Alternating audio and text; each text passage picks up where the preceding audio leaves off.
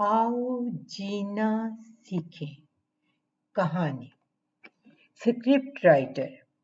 इस महीने के आखिर में ज़ैनब के स्कूल में लिटरेरी क्लब की सरगर्मी थी और उसने भी हिस्सा लेना था। उसने खुद से भी एक स्किट का स्क्रिप्ट तैयार किया था।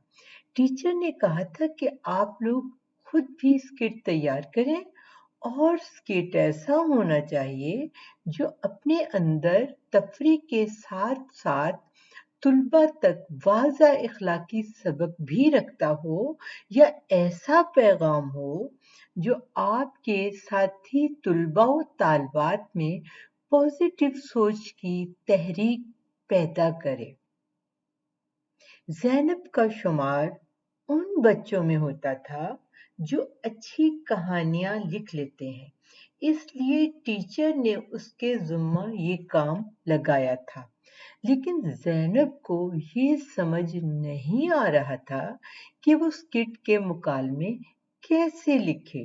टीचर ने इसकी स्किट लिखने में तो काफ़ी रहनुमाई की थी कि इर्द गिर्द के मसाइल पर गौर करो और फिर इनमें से अपनी मर्जी का कोई एक मौजू मुंतखब करो, मौजू के बारे में मवाद इकट्ठा करो और फिर उसे मुकालमों की शक्ल में लिखो। मुकालमे बोलने वाले किरदार बहुत ज्यादा न रखें, वरना आपको स्किट संभालना मुश्किल होगा।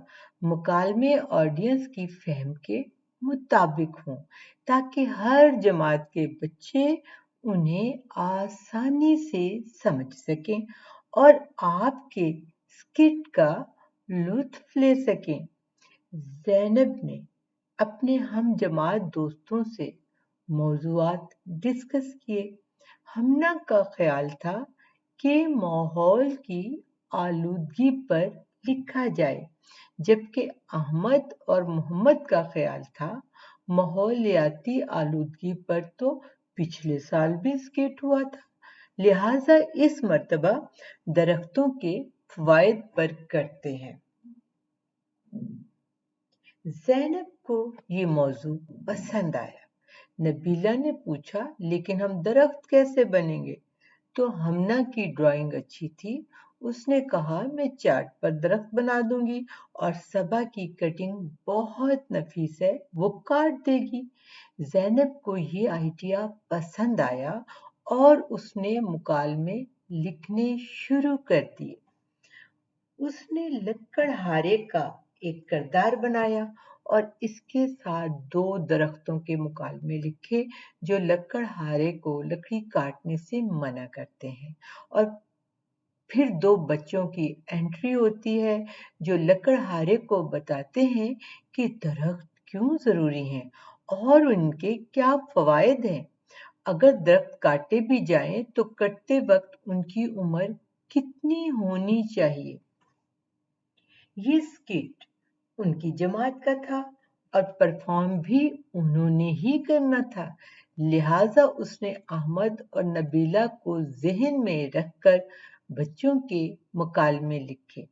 वो दोनों सबक जल्दी याद कर लेते थे और बोलते भी अच्छा थे, जबकि लकड़हारा बूढ़ा दिखाना था तो उसे समझ नहीं आ रहा था कि अदाकारी कौन अच्छी करेगा।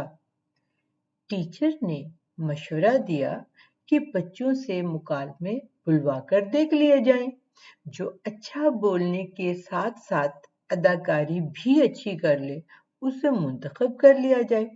सब बच्चे राजी हो गए। सलीम इस किरदार के लिए सबसे बेहतर साबित हुआ।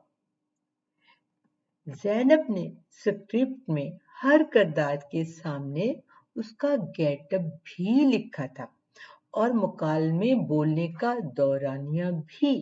इसके साथ साथ उसने मुकालमे में निशान लगाकर ये भी वाज़िया किया था कि किस मुकालमे में किस जगह पर कितना जोर देकर बोलना है और कहाँ कितनी नरमी बरतनी है।